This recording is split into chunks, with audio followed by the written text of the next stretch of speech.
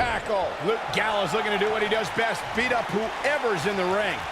Whichever team wins this match here tonight can absolutely make an argument for being one of WWE's top teams. This might be it. Oh, my.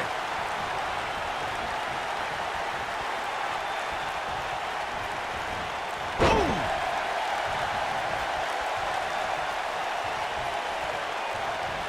Oh, he's got him here. He's got him slammed with authority.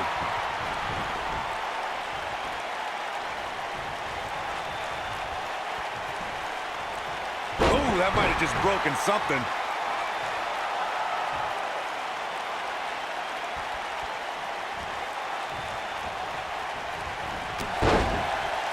The strategy for going up against Luke Gallows is to find a way to avoid matching strength with this man, who can only be described as a one-man wrecking crew.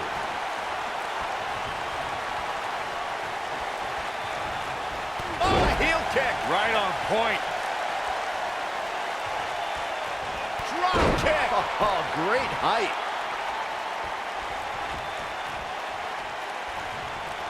Hooked up.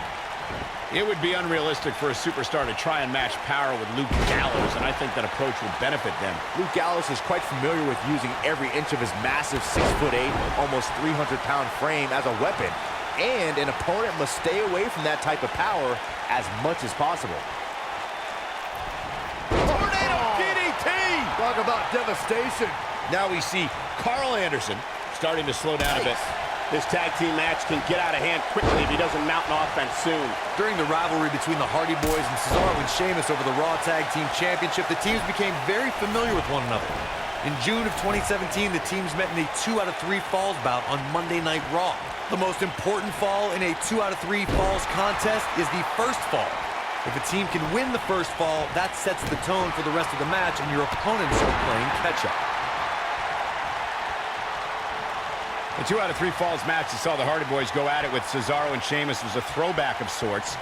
Throughout the 1960s and 70s, championship title defenses and grudge matches were often decided in the 2 out of 3 falls format. Cesaro and Sheamus didn't waste any time and scored the decisive first fall after a brogue kick rocked Jeff Hardy. Cesaro and Sheamus wanted to continue their domination of Team Extreme, but the Hardys had other ideas as Matt tied things up at 1 fall apiece after a twist of fate on the Swiss sideboard. Setting up for... Are you kidding me? I'd be shocked if Gallows has anything left. In May of 2017, SmackDown Live saw an incredible women's tag team match when Charlotte Flair and Becky Lynch squared off against welcoming... Wow, I thought he was a goner. Just a little showboating from Carl Anderson.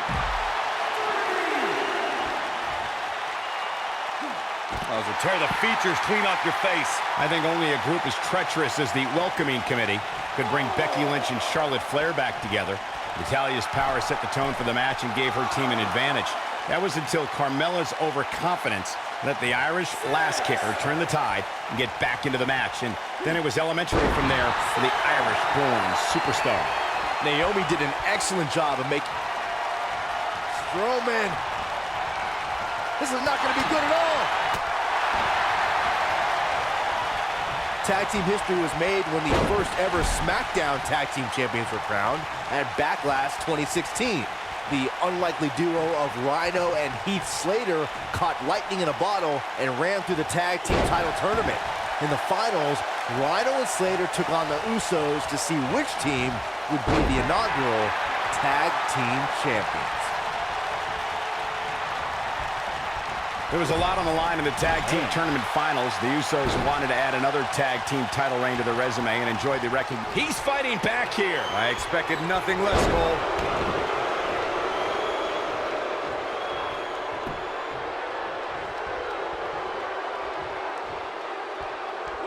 Gut-wrench suplex. Making it look easy. Of course, Braun Strowman has accomplished so many amazing feats over the years. But guys, one of the most amazing things I've ever seen was how Strowman responded to being taken to Suplex City.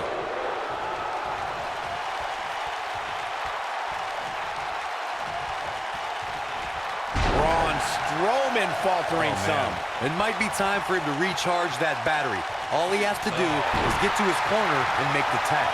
As Michael alluded to, Strowman reacted to being taken to Suplex City by The monster among men picks his opponent up. Oh, Braun Strowman slamming into the mat. I'd be shocked if Gallows has anything left. Yeah, you don't see a slam like that very often. He's looking shaky. This could be the end. Oh, hellacious power slam. That's how you put an exclamation point on the end of a match, guys. Jumping face buster. Some of the all-time greats in this business utilized the running power slam as a finishing maneuver. None of them had the utter force that Braun Strowman's version possesses. With the tag is Seth Rollins.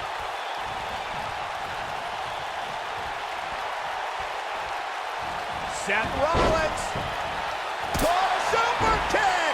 This one is over. Seth Rollins is rolling now. The running power slam from Braun Strowman shows this man. Yeah, right to the back of the neck. Here's his moment, Michael. He goes for the cover. They did it.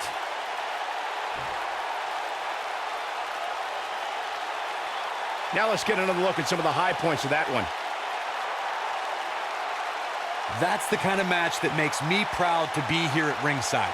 Action from the opening bell and a finish people won't soon forget.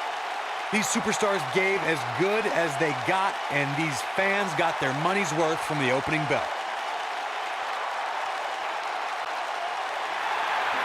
Here are your winners and new Raw Tag Team and Braun Strowman and Seth Rollins.